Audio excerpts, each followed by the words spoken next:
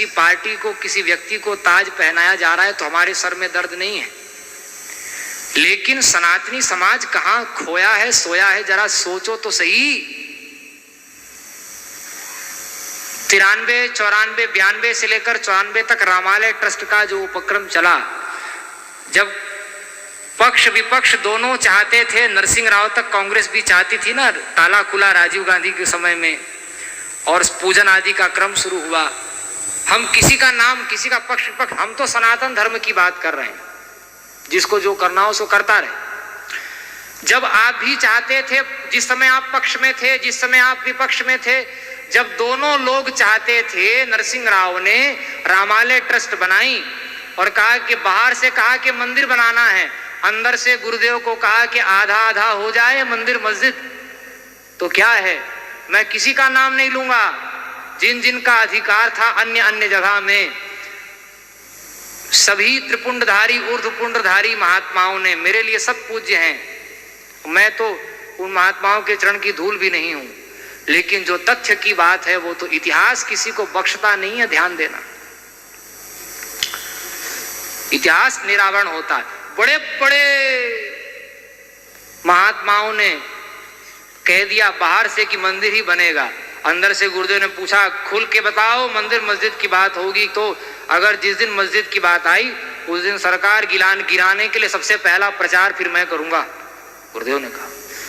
सबने हस्ताक्षर किया, केवल और केवल पुरी के शंकराचार्य जी ने कहा कि आधे में मंदिर आधे में मस्जिद, ये काला बाजारी नहीं चलेगी, बनेगा तो भगवान का मंदिर बनेगा।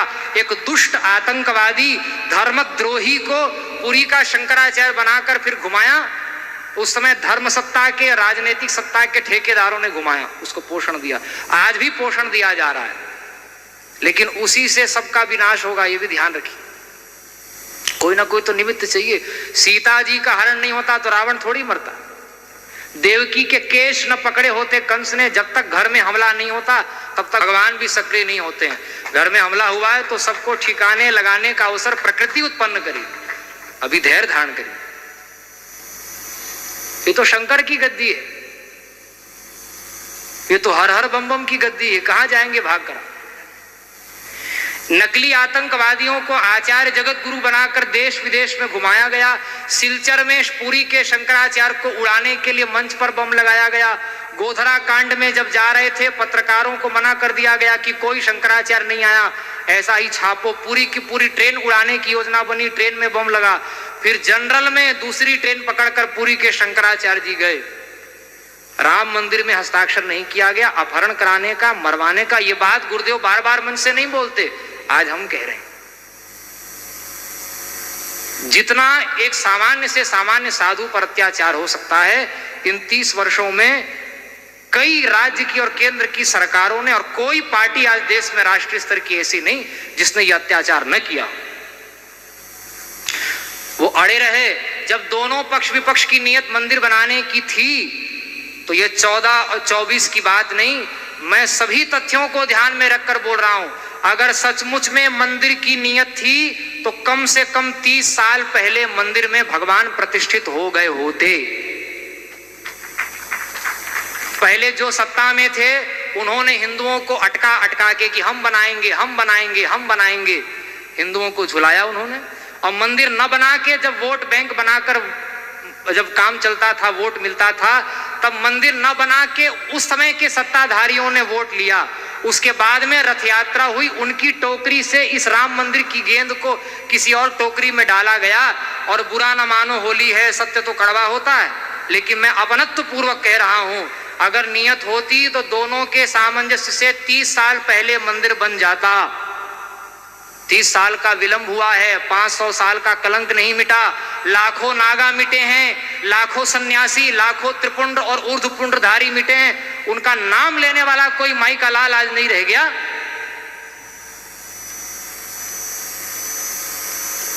चरखा चलाने से आजादी मिली, कोर्ट के पर्चे भरने से राम मंदिर बन गया।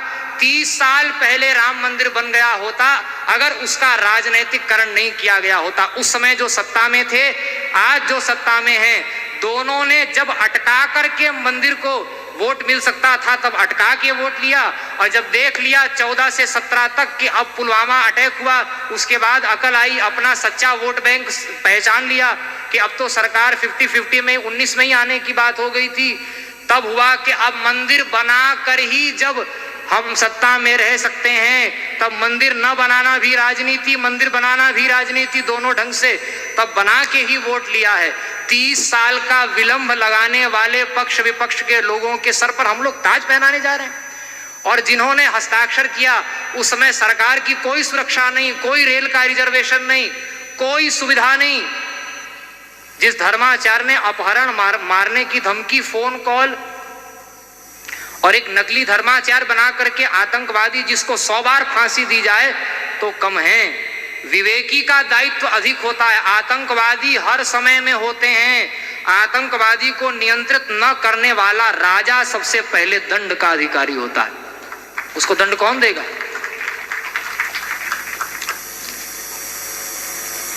मंदिर की नियत होती तो, लेकिन पूरा संत समाज विभोर है। हम भी विभोर हैं कि भगवान प्रतिष्ठित हो रहे हैं। खून के आंसू रोए हैं महात्मा, तब मंदिर बना है। चलो लाखों व्यक्तियों की शहादत का ताज अगर 1-2 लोगों के खोपड़ी में जा रहा है तो हमारे सिर में दर्द नहीं है। लेकिन भैया आप कितने भी गुणवान हो, मानस की वो बात याद रखिए, गुण सागर नागर नर जोऊ, क्या है, जोई अलप लोभ भल कहीं ना। इतना भी लोभ आ गया तो सारे गुण में आपने गुड़ गोबर कर लिया, चौका लगा दिया। अब कोई बोलने वाला नहीं, किसी की हिम्मत नहीं है। लेकिन हम तो किसी की खीर खाए हैं नहीं, और इसीलिए ये पूरी पीठ का नाम सुन के लोग डरते हैं। कैसे दबे रहे, कैसे नकली लोग घूमते रहे थाईलैंड में। कितना बड़ा भी भगवा पहनने वाले मुख्यमंत्री कहीं बन जाएं और दाढ़ी बढ़ाने वाले प्रधानमंत्री कहीं बन जाएं। आतंकवादी शंकराचार्य बनकर घूम रहे हैं। इससे बढ़कर के देश में मैं सावधान करना चाहता हूं, वो दिन दूर नहीं है कि फिर इस देश में 2 और 3 प्रधानमंत्री घूमने लग जाएंगे। सावधान रहिए। जब जब महापुरुषों ने जो बात की है उसको जब जब उपेक्षा की है, तब साधु अवज्ञा कर फल ऐसा, जरई नगर अनाथ कर जैसा। कोई बचाने वाला नहीं मिलेगा। हम शासन कर रहे हैं ये भ्रम छोड़ दीजिए। साधुओं की जो जादुई पोटली होती है ना, उसमें कई विक्रमादित्य, कई चंद्रगुप्त छुपे हुए हैं। ये भ्रम बढ़िया से धो लें। वोट के बल पर शंकराचार्य नहीं बने हैं। आज हमें प्रसन्नता है कि राम मंदिर का काम हो रहा है, लेकिन जिन आचार्यों ने इतना त्याग किया, बार बार आंदोलन में सम्मिलित हुए, और अच्छी बात है कि आप अपने आप को सेकुलर नहीं बता रहे हैं, धार्मिक बता रहे हैं। इतने अंश में जो गुण है उसको हम दोष कभी नहीं कहेंगे, लेकिन जो दोष है उसको भूल कर भी गुण हम कभी नहीं कहेंगे। तो ये भारत की भूमि, ये आचार्य चरण कितना कष्ट सहते हैं। तो इन आचार्यों के द्वारा साधु समाज को उनके श्री चरणों में गोदुग्ध और पंचगव्य से, गंगा जल से उनके चरणों को धोकर हम उनसे निवेदन कर रहे हैं। भारत के सभी महापुरुषों से, सभी संप्रदायों के और पंथ पार्टी को डस्टबिन में डाल करके समग्र भारतवासियों से हम निवेदन कर रहे हैं कि भैया, बड़े से बड़े राजा महाराजा भी जब आए तब भी इस भारत की प्रजा किसी राजा महाराजा का अनुगमन करने वाली नहीं, ये निष्पक्ष आचार्यों का अनुगमन करने वाला भारत का इतिहास रहा है। कहाँ खो गए, कहाँ भूल गए। भारत साधु समाज बना, अखाड़ा परिषद बना। नेहरू जी ने अखाड़ा परिषद बनाया।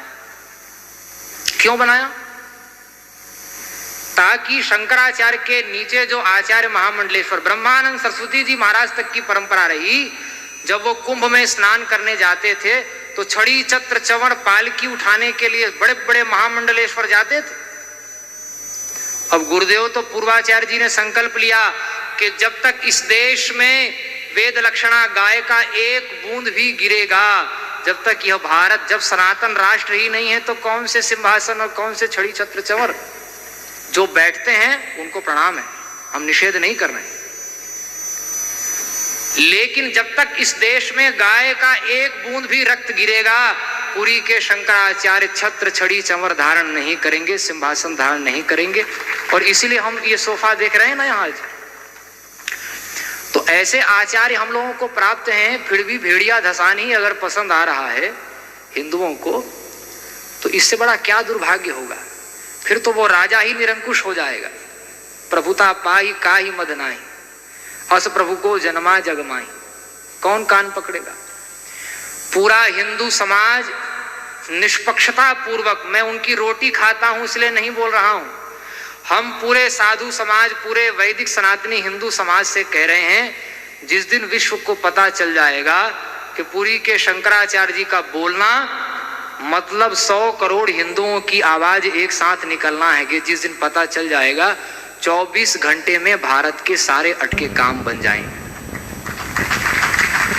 और नहीं तो नेता लोग हम मंदिर बनाएंगे, और हम मंदिर बना रहे हैं, वो गोल गोल रानी इतना इतना पानी, ज्यादा अंदर घुसूंगा तो ठीक नहीं है, घर की बात है।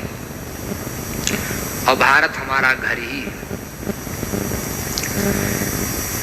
तो बहुत अच्छा है, स्वागत है। हम बात बता रहे थे, मूल धारा में फिर से आ जाइए। ये तो अवान्तर बातें, ये भी जानना जरूरी था। पराज अखाड़ा परिषद बना जब, उसका एकमात्र उद्देश्य था कि आचार्य महामंडलेश्वर, महामंडलेश्वर, मंडलेश्वर, श्री महंत, महंत और नागा, ये शंकराचार्य राजा होते थे। आदि शंकराचार्य जी ने अखाड़े नहीं बनाए। आदि शंकराचार्य जी के 1000 साल बाद चारों पीठ के शंकराचार्यों ने अखाड़े बनाए। ये बात भी जानना चाहिए। शंकराचार्य की सेना, ये जो नागा हैं, मंडलेश्वर, महामंडलेश्वर हैं, ये कहीं संघर्ष का केंद्र यही न बन जाएं, इसलिए उस समय के लगभग सन 52 की बात है। पूरा हमने इतिहास एक पुरानी पुस्तक में पढ़ा है, कई पुस्तकों में बहुत कुछ संग्रहित किया है। 51-52 में ये हुआ। बाद में पीछे भारत साधु समाज बना, अखाड़ा परिषद बनाया। उसका उद्देश्य था, 52 से 56 तक पूरी प्रक्रिया चली थी।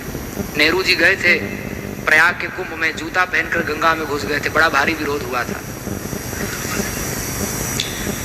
तो अखाड़ा परिषद बनाया ताकि शंकराचार्यों की सेना डाइवर्ट हो करके सरकारी सेना बन जाए। 13 अखाड़ों में से एक अध्यक्ष बना लिया जाए, और सारे मंडलेश्वर फिर उन्हीं का आदेश पालन करेंगे, शंकराचार्य का आदेश पालन नहीं करेंगे। हमारी परंपरा प्राप्त व्यासपीठ को दुर्बल बनाने के लिए यह परिषद बना। किस जो महात्मा उसमें है उनका हम खंडन नहीं कर रहे हैं, हमारे सामने आएंगे तो हम साष्टांग प्रणाम करेंगे, लेकिन सत्य को भी हम लोग जान लेना। साधु हैं तो किसी परिषद के नाम पर साधु थोड़ी हैं। अरे हमारे गुरु महाराज ने भेज दिया इसलिए साधु हैं। अब किसी नेता ने जो अखाड़ा बनाया उसकी क्या औकात है, उसके बल पर हम साधु हैं क्या?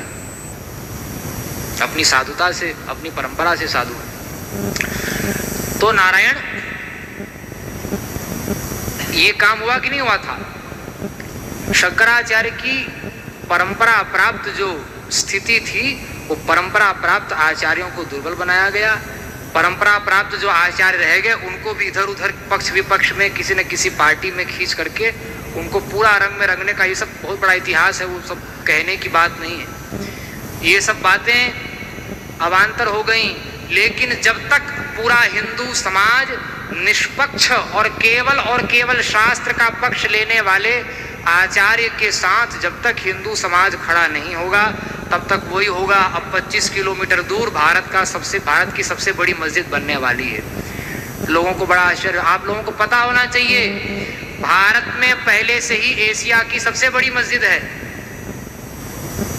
बड़ी मस्जिद बनेगी तो अब आप लोगों को कहा जा रहा है कि भारत की, सच्ची बात यह है कि दुनिया की सबसे बड़ी मस्जिद बनाने का उपक्रम चल रहा है, और उसकी पुनरावृत्ति मथुरा में हुई और काशी में अगर हुई तो बार बार जगत गुरु कह रहे हैं कि एक ही उत्तर प्रदेश में 3 पाकिस्तान बन जाए। तब आप क्या करिए?